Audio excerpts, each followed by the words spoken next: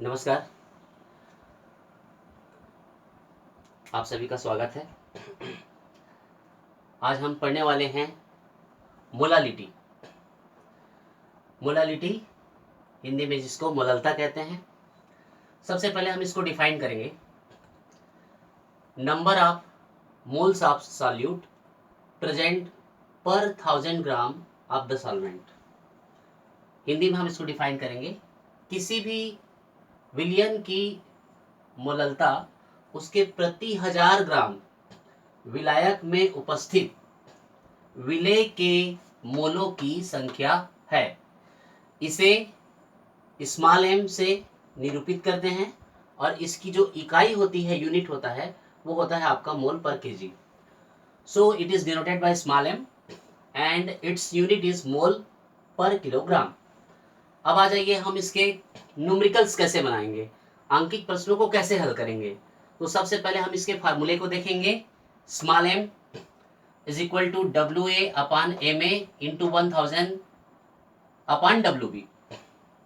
अब जरा देखिए कि यहाँ पर यदि हमने किसी भी सब्सटेंस के ए ग्राम को अगर हमने किसी भी गिवन सॉल्वेंट या विलायक के बी ग्राम में घोला है, तो ये रिलेशनशिप हम लगा सकते हैं। जहां पे डब्ल्यू ए विलेय का भार है, weight of solute, M A विलेय का अणुभार है, मॉलिक्यूलर वेट ऑफ सॉल्यूट, और जो डब्ल्यू बी है ये आपका वेट ऑफ सॉल्वेंट है, विलायक का भार है। आइए एग्जाम्पल देखते हैं। पहला एग्जाम्पल हम लेंगे, 30 gram of urea is dissolved in 500 gram of water, calculate molality. यदि 30 ग्राम यूरिया को 500 ग्राम जल में घोला गया तो मोललता क्या होगी, ये हमारा प्रश्न है।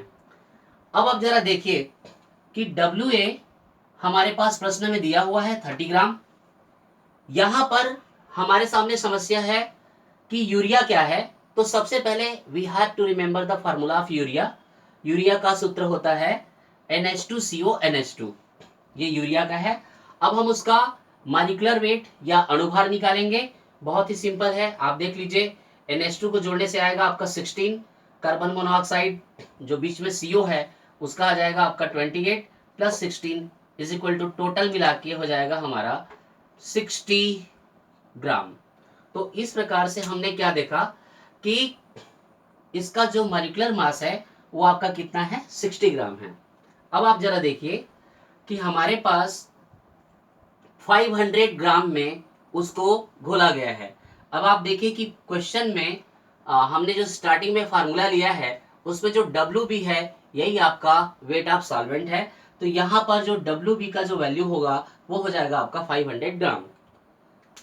अब कुछ नहीं करना है, बहुत सिंपल, हमारे सामने रिलेशनशिप है, हम सीधा सीधा इसमें ले जाकर के पुट कर देंगे। आपको पता है कि डब्ल्यू ए इक्वल टू 30 है, मॉलिक्यूलर वेट या अणुभार यहाँ पर 60 है, 1000 इक्वेशन में होता है, नीचे में हमने ले लिया डब्ल्यू बी का मान कितना, उसका वैल्यू 500। अब इस प्रकार से देखिए 30 और 60 में हम इसको काटेंगे तो नीचे में 2 आ गया, 1000 बाई 500 तो ऊपर में भी 2 आ गया।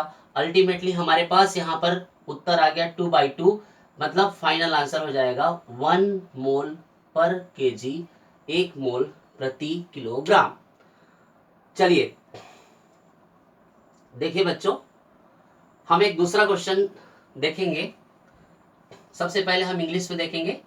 214.2 gram of sugar syrup contains 34.2 gram of sugar in it, calculate molality. ये हमारे पास प्रश्न है कि हमको मोललता निकालनी है। 214.2 ग्राम शर्करा विलयन में 34.2 ग्राम शर्करा है, तो मोललता क्या होगी।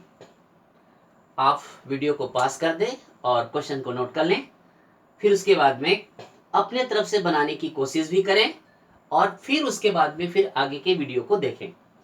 देखिए अब हम इसको सॉल्व करते हैं। तो सबसे पहले आप देखिए, कंसेप्ट है कि weight of solution is equal to weight of solute plus weight of solvent. किसी भी विलयन का जो भार है उसके विलेय का भार और विलायक के भार दोनों के सम या योग के बराबर होता है। अब हमारे पास प्रश्न में जो शुगर सिरप है या जो शर्करा का विलयन है वो एक ऐसा विलयन है जिसमें शक्कर उपस्थित है। इसका वैल्यू है 214.2 ग्राम। विलेय का भार या wait of solute it is 34.2 ग्राम, और हम इसको प्लस कर देंगे विलायक का भार दैट इज WB, जो हमको निकालनी है क्योंकि हमको रिलेशनशिप में क्या रखना है, WB रखना है। अब आप जरा देखिए कि इसको कैसे निकालेंगे। WB इक्वल टू हमारे पास हो गया 214.2 और माइनस 34.2, ये आपका आंसर आ जाएगा 180 ग्राम। अब आपके लिए बड़ा है सरल है, कैसे, आप इस इक्वेशन में जाइए और सीधा सीधा पुट कर दीजिए। हमको वेट ऑफ सॉल्यूट दिया है 34.2, शुगर का जो मॉलिक्यूलर वेट है उसको निकालने के लिए हमको सबसे पहले शुगर का फार्मूला पता होना चाहिए, C12H22O11। जब आप इसको सॉल्व करेंगे तो आपको मिलेगा 342 ग्राम, 342 ग्राम। आप उसके वैल्यू को यहाँ रख देंगे, ऊपर में 34.2 है, नीचे में 342 है, तो कितने टाइम्स आएगा, 10 टाइम्स। आप देखिए इंटू करने के बाद 1000 और नीचे में हमने यहाँ पर वेट ऑफ सॉल्वेंट रख दिया, विलायक का भार रख दिया, वो है आपका 180। अब आप जरा देखिए कि हम 1000 के दोनों जीरो को 180 के जीरो और 10 के जीरो से कटा देंगे, हमारे पास बचेगा 10/18। अब 10/18 को क्या करेंगे, बहुत ही सिंपल, आपको पता है कि 10 इज स्मॉलर देन 18, तो सबसे पहले आप एक पॉइंट लगाइए, अब ये हो जाएगा 100 के बराबर। अब हम क्या करेंगे, इसको 5 टाइम्स 18 5 जा 90, 18 पंचे 90, तो इसका आंसर आ जाएगा 0.55 मोल पर केजी। इसकी यूनिट होगी मोल पर केजी, मोल प्रति किलोग्राम। धन्यवाद।